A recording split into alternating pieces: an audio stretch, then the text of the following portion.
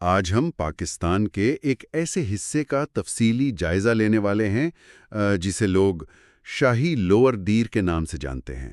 اور یہ کوئی عام گفتگو نہیں ہوگی کیونکہ ہم صرف وہاں کی خوبصورتی کی بات نہیں کر رہے۔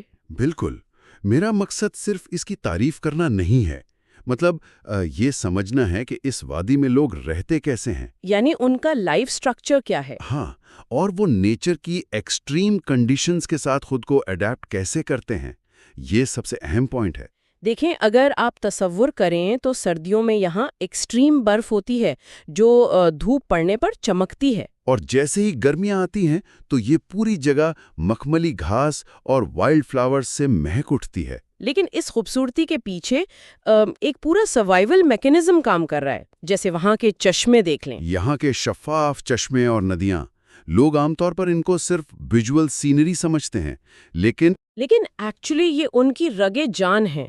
جی، وہ اس پوری وادی کا کرٹیکل انفراسٹرکچر ہیں۔ انہی سے پینے کا پانی ملتا ہے، کھیتی باڑی سسٹین ہوتی ہے اور ڈیلی لائف کی ضروریت پوری ہوتی ہے۔ یہ کوئی عام واٹر باڈیز نہیں ہے۔ یہ وہاں کی لوکل اکانومی کا بیسک انجن ہے۔ ایگزیکٹلی۔ لیکن مجھے ایک چیز ہمیشہ سوچ میں ڈال دیتی ہے، جب ایکسٹریم سردی آتی ہے اور یہ راستے برف سے ڈھک جاتے ہیں تو وہاں لوگ سروائیو کیسے کرتے ہیں؟ ان کے جو پتھر اور لکڑی والے حسین گھر ہیں وہ صرف ایستھیٹکس یا سستی کنسٹرکشن تو نہیں ہوتی۔ بالکل نہیں، وہ پتھر اور لکڑی کا استعمال ایکچولی ایک بریلینٹ نیچرل انسولیشن سسٹم بناتا ہے جو انہیں موسم کی شدت سے بچاتا ہے۔ صحیح، یہ ان کا انڈیجنس آرکیٹیکچرل ڈیزائن ہے جو ماڈرن انسولیشن سٹینڈرڈز کو میچ کرتا ہے۔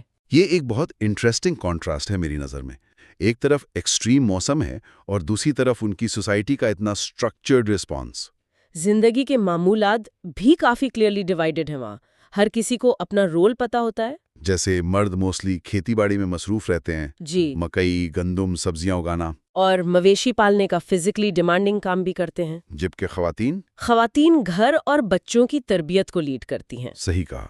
اگر ہم اسے بڑے تناظر میں دیکھیں تو ایکسٹریم انوائرمنٹس میں ایسی کلیئر ڈویژن آف لیبر ایک سروائیول نیسیسٹی بن جاتی ہے۔ سسٹم سے یاد آیا، جب برف باری ہوتی ہے اور راستے کمپلیٹلی بلاک ہو جاتے ہیں تو ان کا کیا پلان ہوتا ہے؟ شہروں میں تو تھوڑی سی بارش ہو جائے تو لائف پیرالائز ہو جاتی ہے۔ بالکل۔ لیکن وہاں اچانک پینک نہیں ہوتا کیونکہ وہ لوگ ایکسٹریم ویدر کے لیے پہلے سے ویل پریپیئرڈ ہوتے ہیں۔ راستے بند ہونے سے پہلے ہی ایندھن اور خوراک کا ذخیرہ کر لیا جاتا ہے۔ وہ نیچر کے اگینسٹ لڑتے نہیں ہیں بلکہ اس کے ردم کے حساب سے پلاننگ کرتے ہیں۔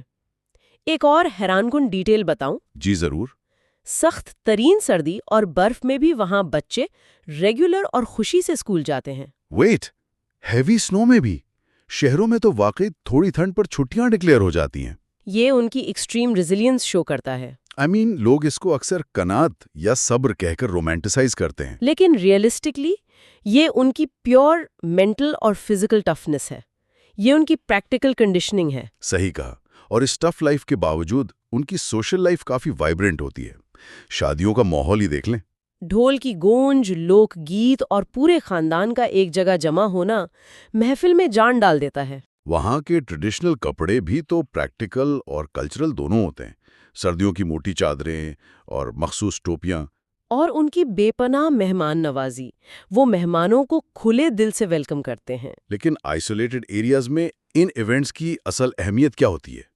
ان ریجنز میں ایسی سوشل گیدرنگز صرف انٹرٹینمنٹ نہیں ہوتی، یہ ایکچولی سوشل کوہیژن کا ذریعہ ہوتی ہیں۔ لوگ ملتے ہیں، کمیونٹی بانڈ سٹرونگ ہوتے ہیں۔ ایگزیکٹلی، اور صرف انسانوں کے درمیان نہیں، ان کا کنیکشن اپنے انوائرنمنٹ کے ساتھ بھی بہت رسپانسبل ہے۔ آپ ماحولیاتی توازن کی بات کر رہی ہیں، وہاں نایاب جنگلی بکریاں اور پرندے بھی تو پائے جاتے ہیں۔ جی، شکار کے معاملے میں وہ لوگ بہت احتیاط برتتے ہیں، وہ لوکل وائلڈ لائف کا بلائنڈلی شکار نہیں کرتے۔ انہیں اندازہ ہے کہ اوور ہنٹنگ سے ان کا ایکو سسٹم ڈسٹرب ہوگا۔ یہ کسی عام NGO کی سکھائی ہوئی ٹیکنیک نہیں ہے، بلکہ ان کی اپنی ٹریڈیشنل وزڈم ہے جو آنے والی نسلوں کے لیے فطرت کو محفوظ رکھتی ہے۔